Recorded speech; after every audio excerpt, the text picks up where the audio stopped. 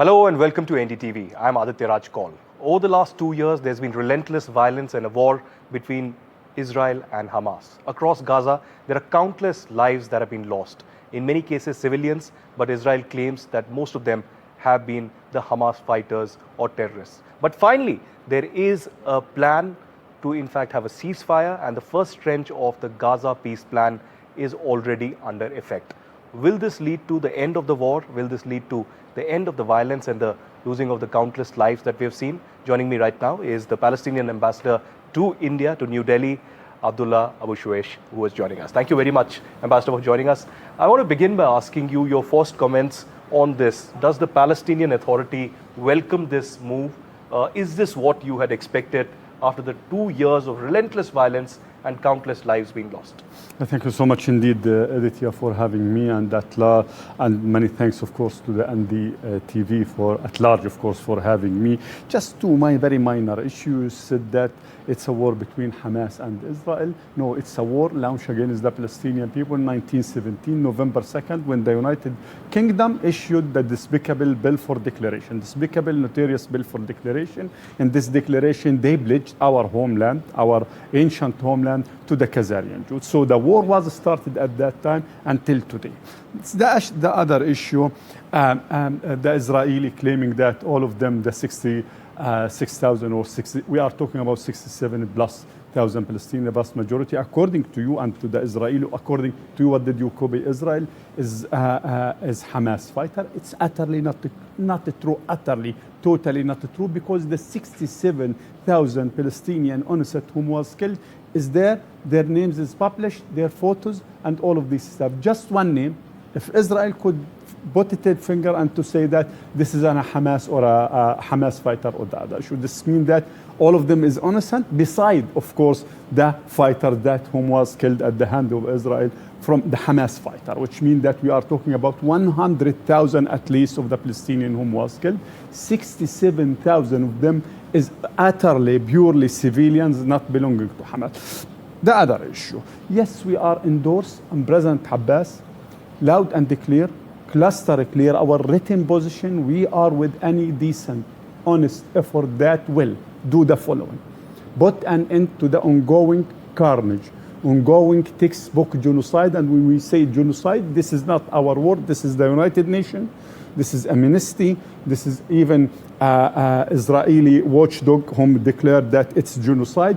And also the expert, there is a coalition for the expert on the genocide. The vast majority of them endorse that this is a textbook genocide in Gaza. So we are with any effort, officially speaking, with any effort, we're going to put an end to the carnage, to the genocide in Gaza. Also, we are with any effort that will put an end to the Palestinian suffering, I mean hunger in Gaza. My personal family there is enduring the hunger long time ago.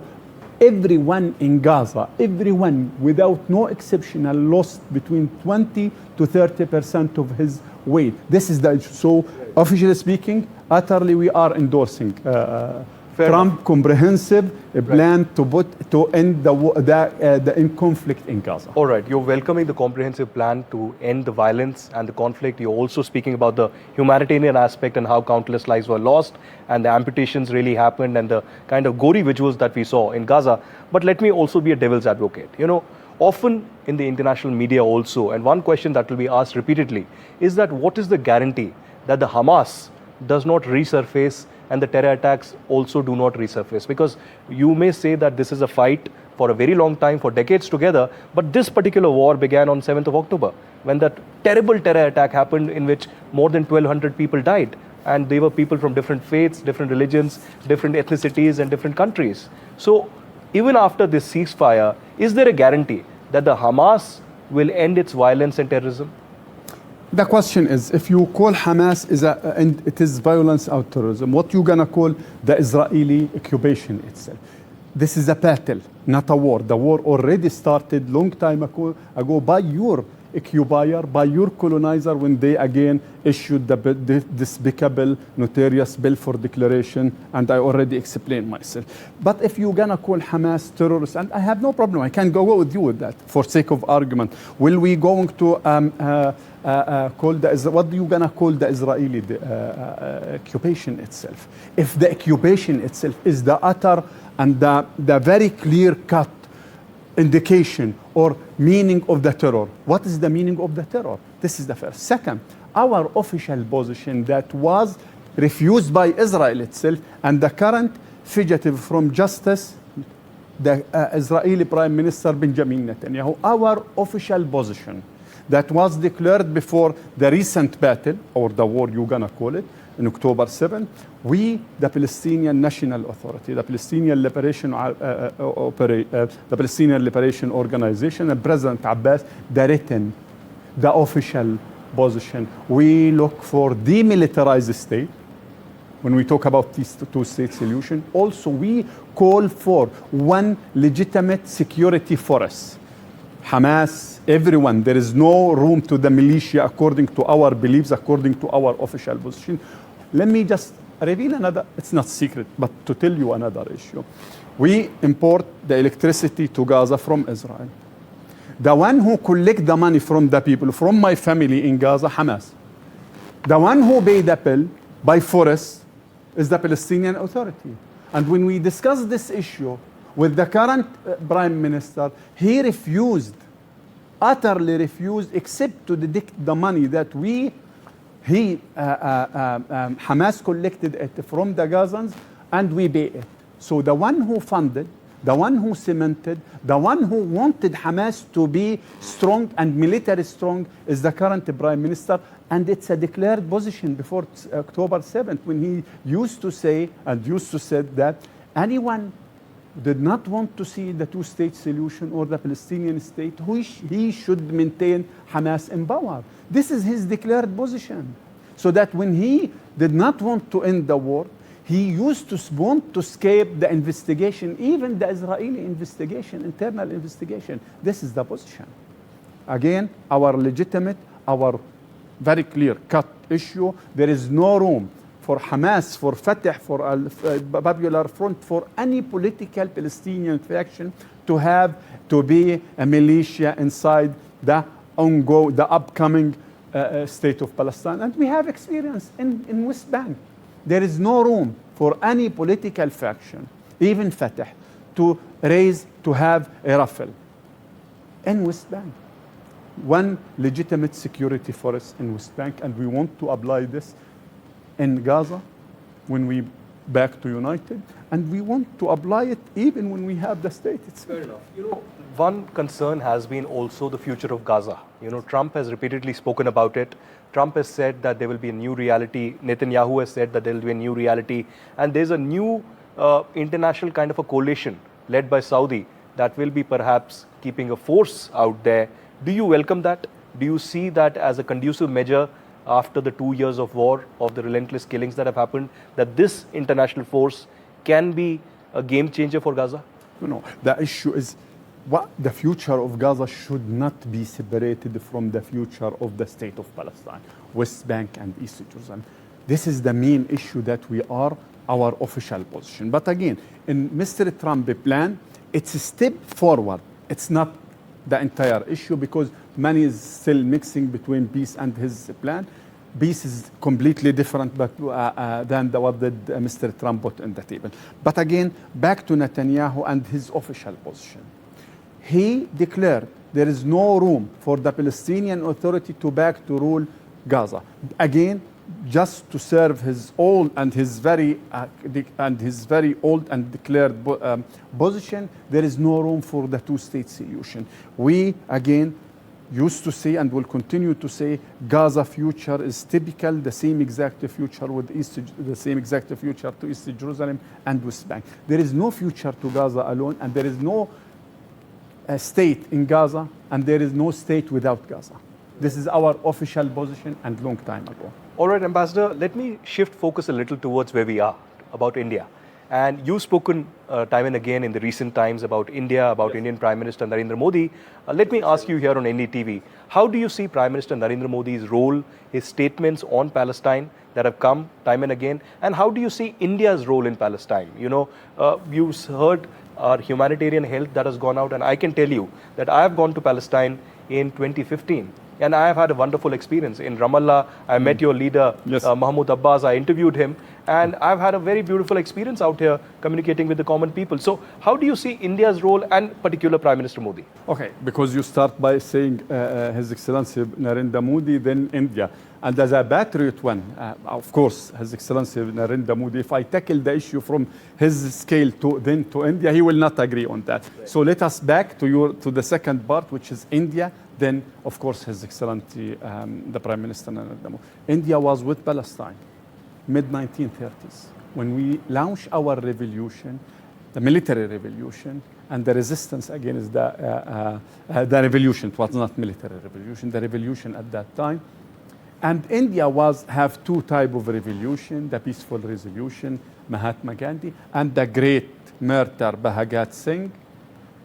We and India, there is a lot of cooperation and coordination, so that India was with us at that time. India, under the chairmanship of Mahatma Gandhi, the great late Mahatma Gandhi, refused and stand strong against the partition plan of Palestine. And Mahatma Gandhi refused and voted against, India, of course, voted against the partition plan of Palestine. So that today in Israel, you will not find any single bus station, at least to my knowledge, any single bus station, any single road, any single square in Israel named after Mahatma Gandhi. And this is the word of, I borrow it from the Israeli historian Ilan Papi. But there is one in Ramallah. There is one statue of Mahatma Gandhi in Ramallah. And his photo, and Bhagat Singh photo. Yes. We have a lot of leaders, Jawaharlal Nehru, and you're going to find a lot of names after Nehru. Their names, Palestinian, their names is Nehru. Yes, this is the leaders that when I was very young, we used to learn about those leaders, Jawaharlal Nehru, Bhagat Singh, Mahatma Gandhi, Che Guevara, and many others from all around the world. So India was with Palestine. India recognized the PLO, Palestinian Liberation Organization, in mid-1970 when we had been recognized by the Arab country as the sole and legitimate representative. And at that time, we start our official relation with India. India used to support Palestine before even the establishment of a state, PLO itself in the United Nations. India was recognized the state of Palestine in 1988. India backed all the vast majority, except the issue that there is some issue that I used to discuss it even with the Minister of Foreign Affairs. They have some sensitivity to some particular issue in one or two resolutions, so that they used to abstain. But the vast majority, the ultimate vast majority of the resolution that adopted in the Human Rights Council or in the General Assembly, India is backed Palestine. Just 2-3 weeks ago, India backed another resolution which is endorsed the two-state solution and the New York Declaration at that time. India, when it backed it, this means that it is under the chairmanship or under the leader of His Excellency Narendra Modi. So going from India at large to His Excellency, yes, he's there. Just last year, he had a meeting with President Abbas. Just less than 2 months, or approximately 2 months, President Abbas sent him an official letter requesting him to intervene. His Excellency, the Prime Minister, is following. Everything is happening right now on the ground. And just in the last two weeks, I think 3 tweets that he made it, and he just welcomed the effort of President Trump just yesterday. He used to tweet in different languages. I think the previous one was 7 languages. India, under again the chairmanship and the leaders of His Excellency Narendra Modi, is still conducting and implementing a lot of projects in Palestine. One of it is hospital, and very soon. But again, where is India? How did we look to India in the day after? Yes, we still look to India to be with us, and we are pretty sure that India will be in Gaza at the very early days, or very. So, are you, Ambassador, saying that India and Prime Minister Modi should be part of the Gaza reconstruction plan? Do you think New Delhi can play a significant role in that? If I used to say that if If it is not you, then who? If it is not now, then when? If it is not India, then who? If it is not now, then when? Yes, India. Of course, we look to India as the big brother. It's not only us. India is the champion of the South. India is the one of the, I serve, and I like to say it, I serve in the United Nations 8 years. India, when India is there, when my Indian colleague want to dig heels, I mean to say India is here, India is there. Yes, India. Yes, we look to India as a, not only as a big brother, as a as a shared history. We have a very extended and shared history with India, and we will not, and we will continue to say that this is a shared history, and we have a shared future, because Aditya, no one is safe until everyone is safe. Right. We know that India used to, still, and will continue to be. Yes, yes, yes. You've been traveling all across India as well, Ambassador. You recently went to Kerala and met the Chief Minister Pinarayi Vijayan. How was that meeting? Did you receive support from him for the Palestinian state? When we talk about Palestinian state, we did not receive the support from the, only the political fraction. Yes, of course, the support is there, and the support in the macro level from India as a government of India, we received the support from the people, from the Communist Party and all of this stuff. Yes, we still receive a lot of tremendous support, and I can assure you that if I will leave the issue to accept all the invitation that used to, my office is used to receive it from all around India, the courtesy visit, and to start discussing with them, to start at least to tell them we have a story far away from the screens that used to tell our story, so to speak, or used to reporting about Palestine. But we have our story, and it's fair to listen to us as X and Y of the political party leaders, but yet I did not yet receive. It seems that their schedule is a bit busy, but I'm pretty sure that very soon I will going to meet with all all, so to speak, but mainly the major political parties. And I hope that if they watch us, I'm pretty sure that they watch us.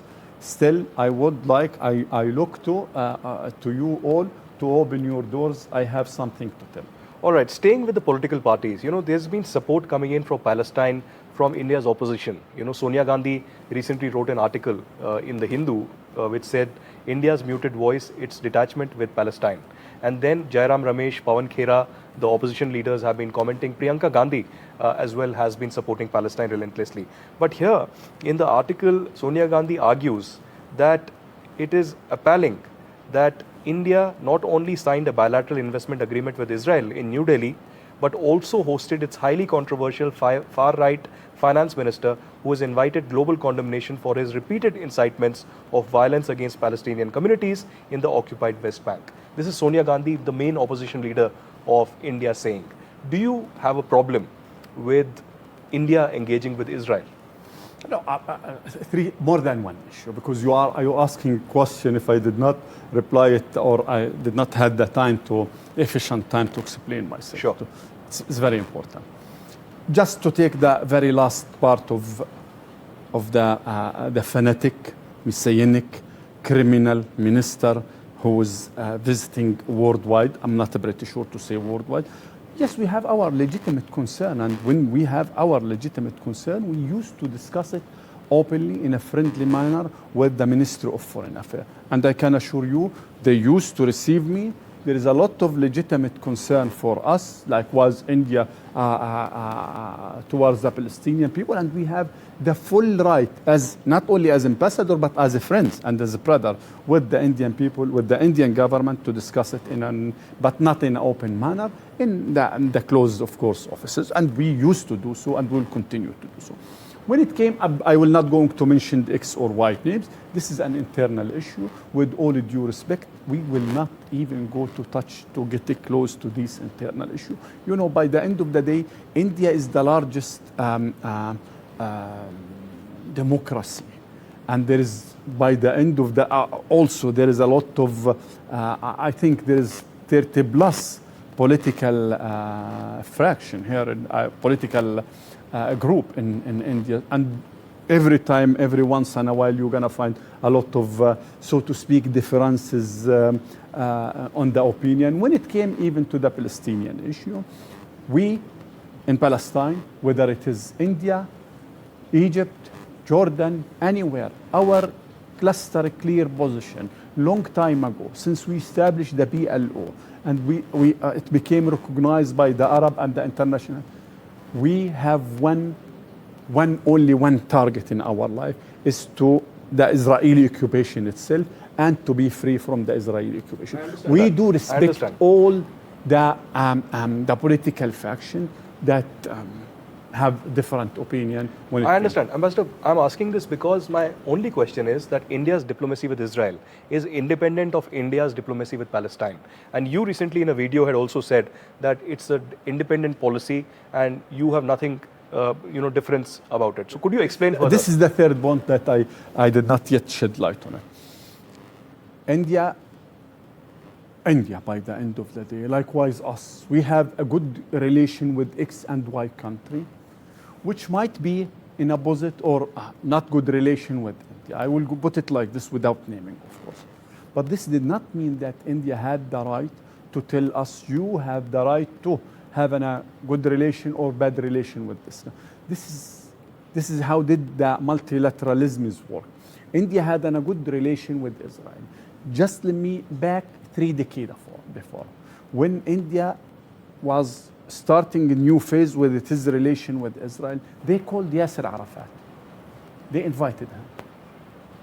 Then they told him, we're gonna start a new phase in our relation with Israel. We're gonna tighten our relation with Israel. Guess what? Yasser Arafat was more than happy. And he said, we're gonna utilize your very strong or your good relation with Israel to benefit ourselves. And this is our right, and we will do our ultimate best to benefit, to utilize from India relation, good relation with Israel for sake of our for our benefit, of course. And India can play a crucial role again if they will going to use their very good relation with Israel to end this occupation. All right, fair enough. You're saying that the diplomacy and relations are independent of each other, and perhaps Palestine can utilize India's good relations with Israel for their favor. Not perhaps, we will. You will. Are trying. You will. I'm afraid we are running out of time. I have one last question for you, and that is that India has been a victim of terrorism for a very long time. Now, it has received global support. Today, there is the Taliban foreign minister also who is visiting India. He is engaging with New Delhi and said that he condemns terrorism and will not utilize Afghanistan's soil against India. And recently, you saw the Pahalgam terror attack in which 26 innocents were killed. How do you see this terror attack, this Pakistan-sponsored terrorism? What is the opinion of the Palestinian Authority? The last one? The Pakistan-sponsored terrorism against India. On this, the groups like Lashkar-e-Toiba, Jaish-e-Mohammed, etc. I'm asking this also because, Ambassador, in February this year, there was a meeting in Pakistan-occupied Kashmir between Hamas leaders and the leaders of Lashkar-e-Toiba and Jaish-e-Mohammed, which was very problematic. So how would you react to that? 3 things regarding Pahalgam attack. We already, or President Abbas at the very first moment, his office called me, listen, be careful, don't sleep, we are going to send you an official letter to the President and to the Prime Minister. And President Abbas said, our position was clear, we sent the letter, we condemn, we did cluster clear in this regard. There is a personal issue, because I watched some of the videos, and I watched one of the men that he threw the ash of his son. I know exactly what is the exact pain in this man when he's crying, I know the exact pain that this man is feeling it when he threw the ash of his son. We, the Palestinian, the only one who knows what the meaning of this pain, because we already sinned. I buried a lot of money. Not 3 of my friends by myself. So I know what is the exact meaning of this pain, personally speaking. And it's really,